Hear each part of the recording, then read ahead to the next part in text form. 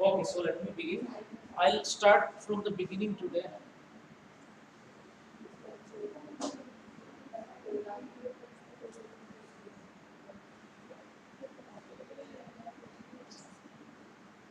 Okay, so once again, let me quickly revise the theme of the keeping quiet. Okay, so as I told you yesterday, the theme is the poem highlights the need for quiet introspection.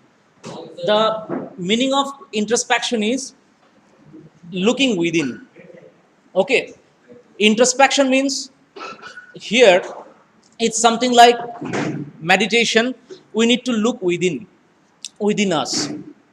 Okay, so self-reflective thought is called introspection. Self-reflective thought is called introspection, right?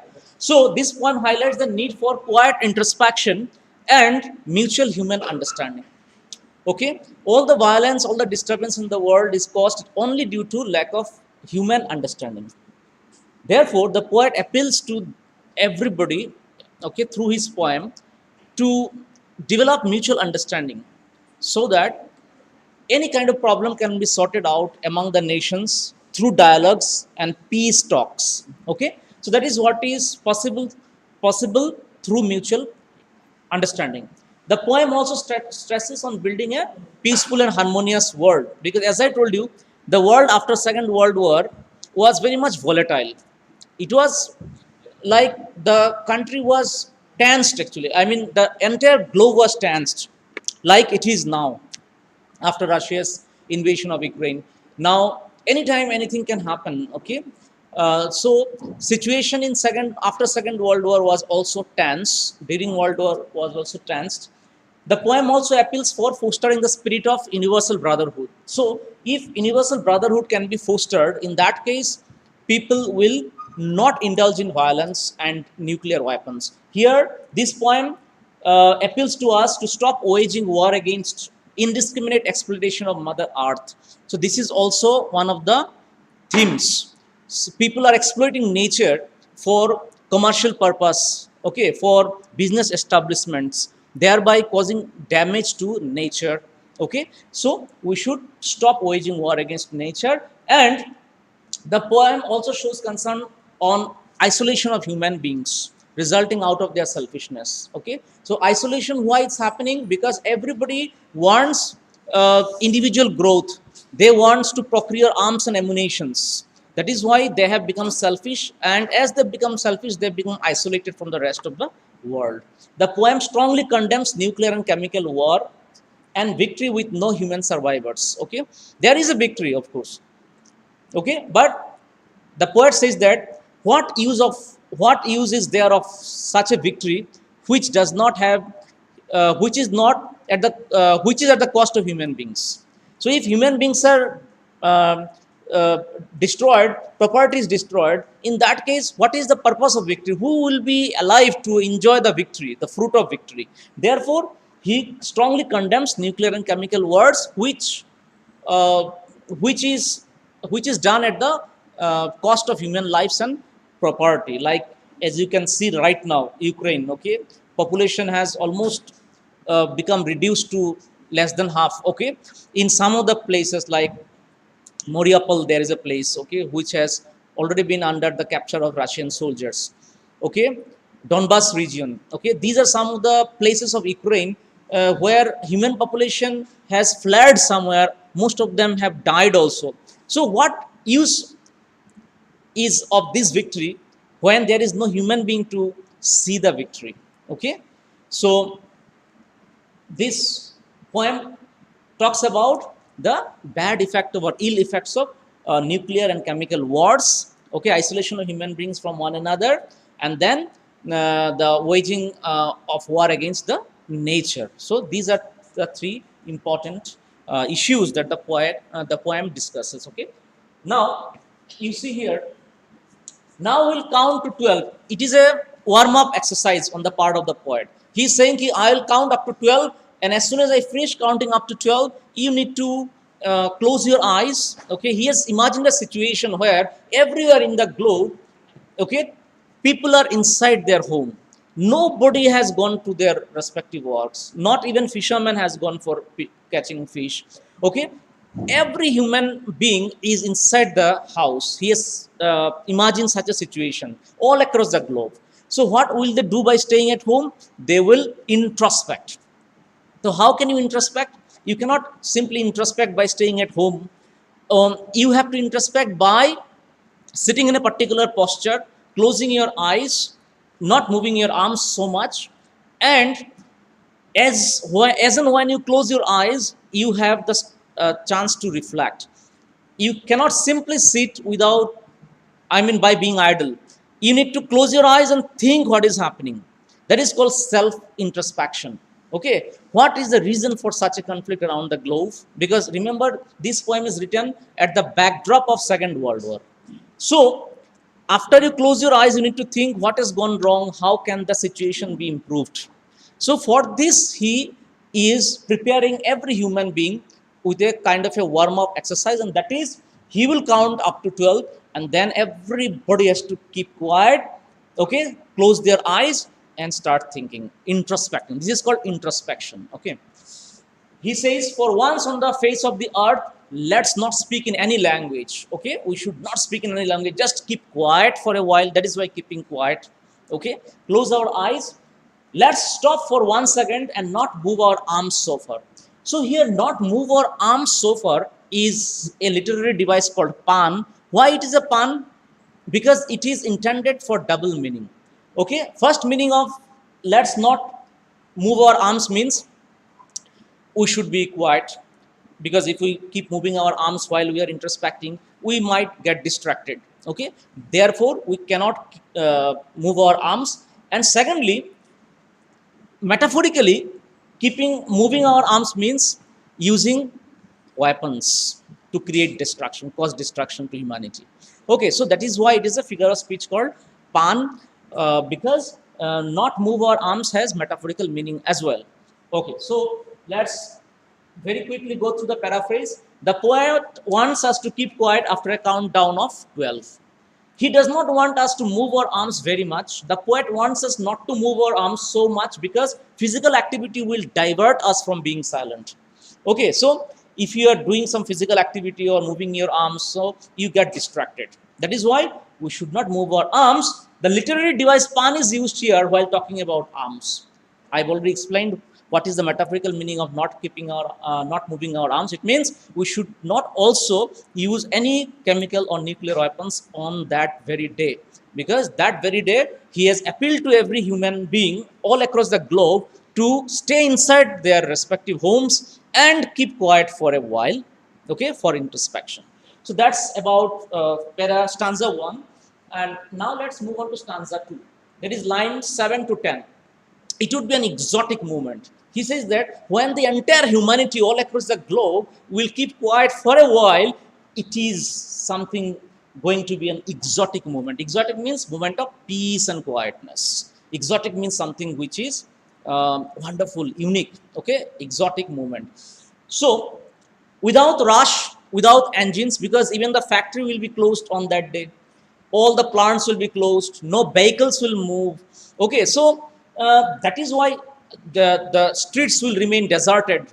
Okay, it will be very much silent, entire street, roads, because there is no movement of vehicles. So no rush, no engines. Okay, no vehicle, no industry. So without rush, because the streets will remain, roads will remain deserted or silent, empty. Without engines, no engine will run. We would all be together in a sudden strangeness. Okay, and it is something which is considered to be having the effect of sudden strangeness. Sudden strangeness means blissful experience of universal spirit or in human beings. Because when we entire globe will remain quiet for a while, we shall experience an exotic moment, as well as we shall be all together for a cause. That is why in a sudden strangeness, we shall all be together in a sudden strangeness for a cause. Like, do you remember, like, one day during the pandemic, our Prime Minister Narendra Modi told all of us to light the candles for 2 minutes or something. Okay, and also you know uh, yes, to strike the utensils or whatever is there at your house. Okay. So situation is something similar to that. So entire humanity all across the country, okay, was together at that time. Okay. And they felt a sudden strangeness because they were all united for a cause. Likewise, he's saying when everybody all across the globe will be together for a cause, they will experience exotic movement and they will be together in a sudden strangeness. So let's go for the paraphrase now. You see here, when people all over the world, irrespective of their religions, languages, and nationalities. Nationalities means German, Indian, French. Okay, irrespective of means every humanity, irrespective of their nationality, means doesn't matter which nationality you belong to. Okay, you are a human being and you all are united today for a cause. So he's saying, uh, when people all over the globe, irrespective of their nationality, language, and religions, will remain quiet for a while, they will experience moment of peace and quietness. So these footnotes you have to remember, because sometimes it comes, what does the poet mean by exotic movement? Okay, or explain the phrase exotic movement. Then you can write from here, when people all over the globe, this part you can write down, because it carries one mark. Okay. Then on that day, human beings would not go to work, and no industry, factory, vehicles will work on that day. Okay, which is indicated by the word engines. Okay, so engines represent here vehicles and industries, plants, etc. Okay. Next, they will undergo blissful experience of universal spirit. They will be experiencing blessings when they are all together for a cause for a while. So they will undergo blissful experience of universal spirit, which is present in all human beings. The poet means to say that only when we shall introspect in silence, we shall feel the need for fostering universal brotherhood with one another. So whenever we'll be silent for a cause, okay, then we shall develop unity among us, and that will help us to develop universal brotherhood and love. That will help us to become united, because we are keeping quiet for a cause, and that cause will give us plenty of reason to be united together and to develop universal love and brotherhood. Okay, let me just check whether they, it is seamless transmission or um, I think it's okay. It's going on fine. Okay. Yes. Okay. So let's go to the next line. That is line 11 to 14. So lines 11 to 14, you see, this is fishermen in the cold sea. Okay, as I told you, everybody, irrespective of their profession or whatever work they do, everybody will stay inside their respective homes. Therefore fishermen in the cold sea would not harm whales. Okay, because even the harming whales catching fish, okay, somehow they are causing disturbance in the ecosystem. You देखो, if you are catching fish or harming the whales, okay, in that case you are destroying, okay, destroying something, right? So that is how imbalance is being created in nature. So on that day, on that very day, even the fisherman will not harm whales, and the man gathering salt would look at his hard hands. Like in the sea, the man gathers salt also, so he'll also look at his hands and see what he has done in the process of gathering salt. He has done injury to his hands in the process of gathering salt. So he will also be having the scope of introspecting. Okay, introspecting about his own activity. Okay, so that is possible only when everybody for a day will take a day off from their work. So harm whales means no person would be harming any other living being. Harm whales means here is metaphor for on that day nobody should harm anything that belongs to nature, right? Hard hands means injuries and the damage salt gathering man causes to his hands. Now paraphrase, you see, the poet means to say that fishermen on that day would not cause any damage to the whales in the sea. Here, the poet is urging everyone not to harm the animals. So, harm whales is a metaphor for causing harm to animals. Okay, here whales indicates all the animals that exist in nature. Okay, so on that day, the poet appeals to everybody not to cause any damage to any animal or any bird, whatever, okay, that exists in nature. Okay. Here he cites an example of whales which are being hunted for the purpose of food or trade. Trade के लिए भी हो सकता है, food के लिए भी हो सकता है. The man gathering salt would also introspect that in the process of salt gathering he has caused injuries to his hands. Okay, see, introspection is required because for our development. Suppose you are a student, so as a student you are writing your exams periodically. So after your result is out, whenever you introspect, okay, for a while, to think about the causes, what brought about, okay, poor performance, for example. So you will find out the reason. These are the areas which I need to improve. So it is possible only when you introspect, right? Introspect on the answer script that you have written. Okay, so introspection is important for self development. Each one of us should introspect at least before going to bed or after getting up in the morning, so that we can better ourselves every passing day. Therefore, introspection is very important for every human being, irrespective of what the poet is saying here. Okay, so metaphorically, it means that in the mad rush for human beings to attain material things, they have caused damage to their health. Here, hard hands is also indicated metaphorically. Like he's saying, a salt gathering man will look at his hands and see how much damage he has caused in his hands. Here, the poet means to say that metaphorically. So, in the mad rush for acquiring wealth, people have become so much mechanical that they have caused damage to their health. Understood? Like if you go to city, you'll find people have no time to eat properly also. Like that's very busy. Okay, so they're skipping their breakfast or might be sometimes their lunch. Okay, so uh, in the process of getting money, they have sacrificed their health as well. So here, hard hands is a metaphor for those people who, in the mad rush to attain material things, cause damage to their own health. Okay, so this is all about this. Discharge features of summer camp, kind attention please. I repeat, all the in-charge features of summer camp kindly disperse all the students. Kindly ensure to see that no students are left out in the class. Okay, this stanza is very important. Okay, this stanza is very important for exam point of view as well. This and the following stanzas. So please listen very attentively. Those who prepare green wars, like the poet talked about waging war against nature. So that is what is called green wars. Green wars means indiscriminate cutting down of trees, okay, destroying the forest area and setting up plants industries for commercial purposes.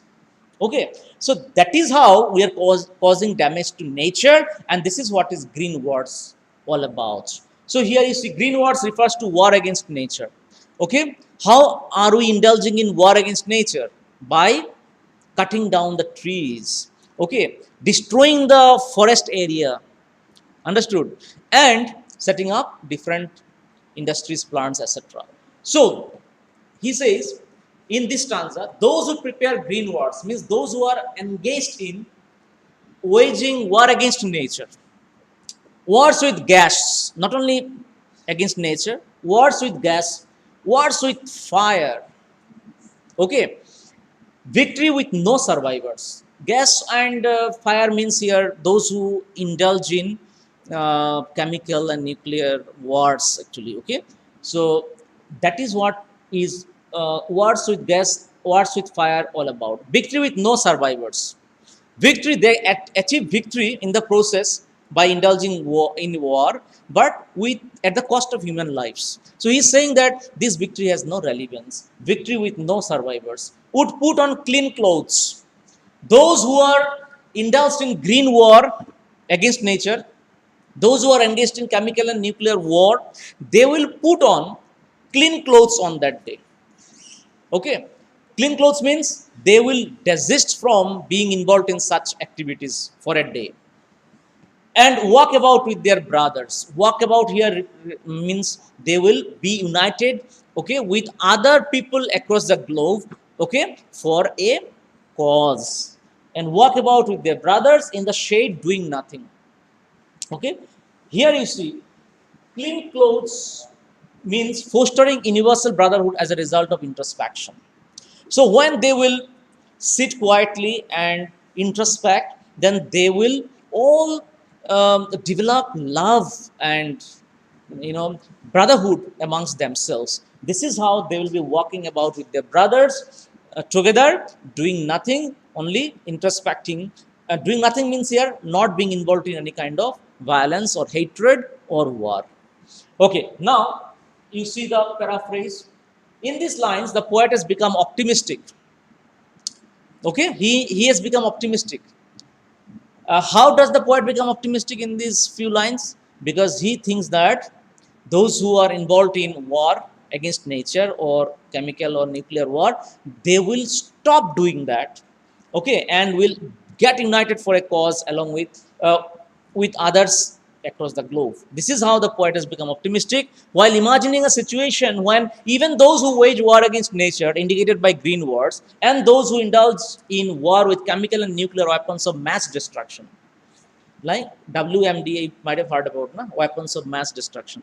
Okay, weapons of mass destruction will also foster the spirit of brotherhood because they will stop doing or indulging in such activities, okay, on that day. So this is how they will foster universal brotherhood.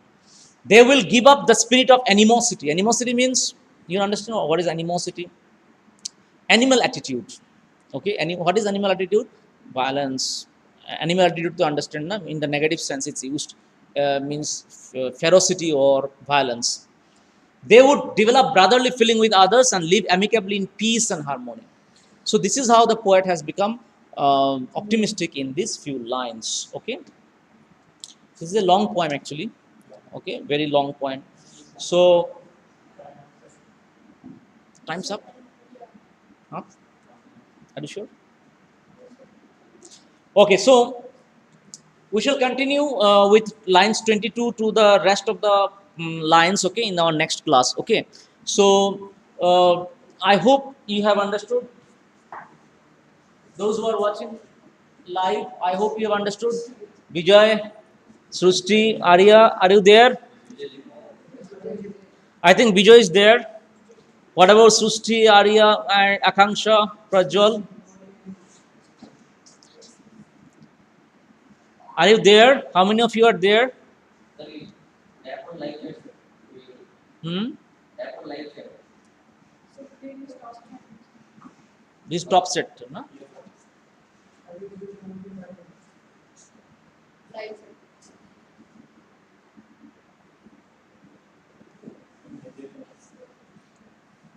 Yes, very good. Akanksha, Arya, Vijay.